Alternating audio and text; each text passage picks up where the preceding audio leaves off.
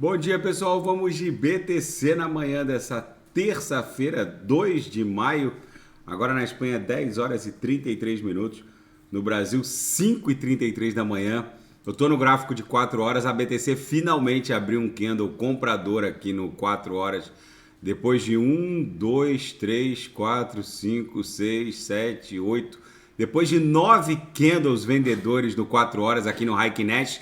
Agora a BTC abre um candle comprador, então é bem provável que a gente volte a estressar a aresta superior na extensão dessa subfigura triangular que está se formando logo abaixo na aresta inferior dessa grande canaleta virtual de alta. Agora eu vou pular para o gráfico semanal, que está ostentando aqui um dojizinho comprador. Estava vendedor até ontem, agora ficou comprador. Ele está alternando a coloração dele justamente porque a gente está nesse impasse entre compradores e vendedores. Mas como o pavio desse candle aqui, dessa semana, que começou segunda-feira ontem, ainda está muito tímido, é possível que a gente talvez esteja desenhando aqui uma subfigura triangular logo abaixo dessa resistência brutal que foi 30 mil dólares, para eventualmente explodir, romper a resistência e buscar 36 mil dólares. Agora eu vou pular para o diário. O diário mostrou que está plenamente vigente essa cunha triangular. Ontem a gente deu uma agulhada aqui quase na base dessa figura triangular no diário. Como a gente está se aproximando rapidamente da nebulosidade, do setor mais espesso dessa nebulosidade esverdeada, a gente fica cada vez mais propensos a essa repulsa magnética que vai promover essa explosão até 36 mil dólares.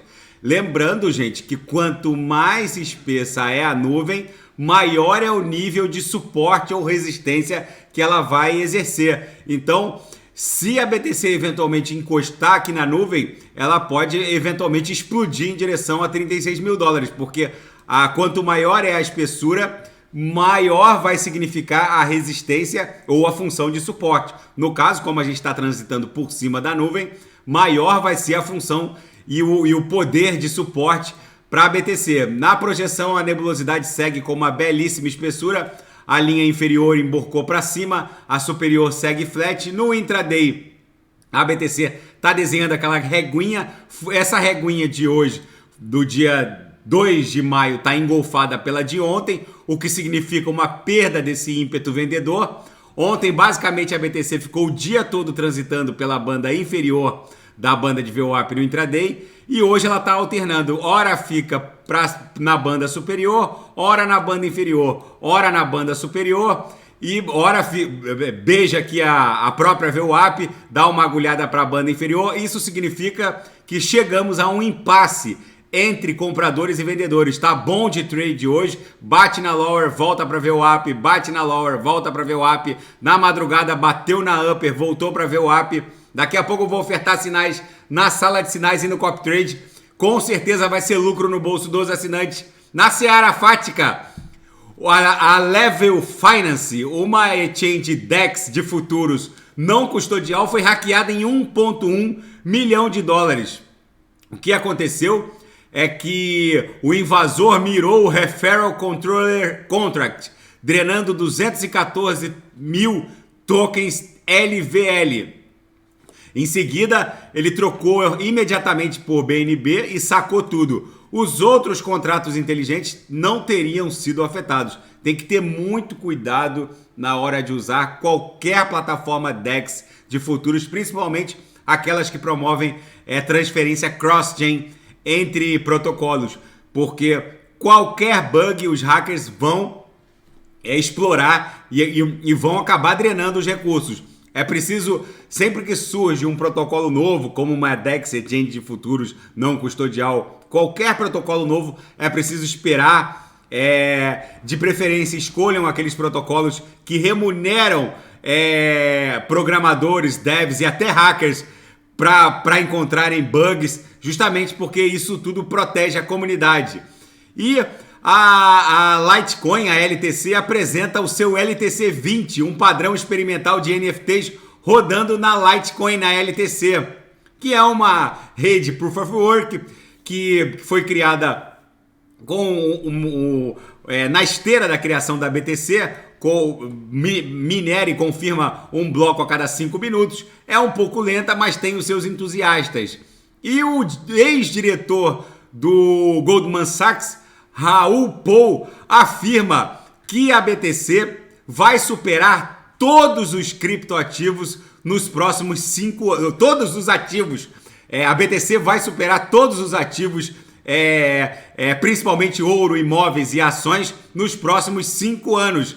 Segundo ele, não há comparação entre criptoativos e os demais, as demais espécies de investimentos, porque as criptomoedas têm, de longe, a menor correlação com balanços de bancos centrais globais. E todos, segundo eles, todos os balanços de bancos centrais globais vão colapsar. Nem imóveis, nem ouro, nem índice S&P, muito menos rendimentos de títulos, muito menos ações de mercados emergentes ou créditos vão conseguir superar o desempenho da Bitcoin e das principais altcoins, onde serão criados o ambiente da Web3, em que dados e riquezas vão circular de forma DEX nas redes. Segundo ele, é uma oportunidade rara durante esse século. E na seara geopolítica e finanças internacionais, o Papa revela que está trabalhando numa missão secreta de paz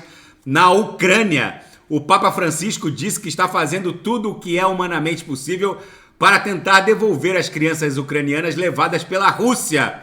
Segundo analistas, centenas, talvez milhares de crianças tenham sido levadas nessa incursão russa sobre o território ucraniano, nessa invasão, e o Papa está tentando fazer com que esses infantes sejam devolvidos em favor dos ucranianos. E a secretária do Tesouro norte-americano, Janet Yellen, diz que os Estados Unidos vão entrar em default já no dia 1º de junho, sem que a regulamentação do aumento do teto da dívida ocorra. Está rolando nesse momento tratativas entre os republicanos que aprovaram um texto base, mas ainda não enviaram ao Senado. O fato é que sem um acordo e um texto legal vigente, os Estados Unidos vão iniciar pela primeira vez na história o calote da administração pública federal a partir de 1º de junho. Só que faltam 29 dias para que isso provavelmente vai acontecer. Tanto é que já tem até um instrumento financeiro em Wall Street para quem quiser apostar no calote do Tesouro norte-americano. Isso para BTC é muito bom. Se os americanos não puderem pagar os fornecedores dos seus armamentos, dos seus insumos militares, o salário dos seus juízes federais ou o soldo dos integrantes das Forças Armadas, vocês podem ter certeza que a BTC explode num pump espasmódico histórico.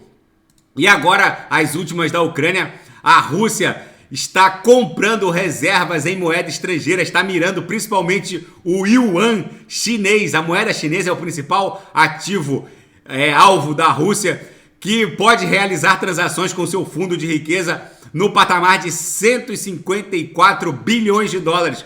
A Rússia não quer mais saber de dólar, justamente porque o americano pegou as reservas que a Rússia tinha em dólar fora da Federação Russa e meteu um freeze, congelou. E aí os russos disseram, comprar dólar como reserva não é reserva, se os americanos vão lá e congelam as reservas. Ou seja, a Rússia está ensinando ao mundo que talvez ter dólar é condicionado a respeitar os americanos. Não adianta comprar dólar e peitar os americanos, porque os americanos vão transformar a reserva de qualquer país que diz respeito a políticas e a geopolítica financeira global dos Estados Unidos, qualquer país que afronte eles sofre um freeze. Enfim, o mundo tá maluco. A BTC no 4 horas segue acumulando, desenhando um corpo real de um candle comprador depois de 9 candles vendedores aqui no 4 horas. Não tem mais para onde cair, então agora a tendência é que a gente volte a estressar a aresta superior, que está lá no patamar de 29.600,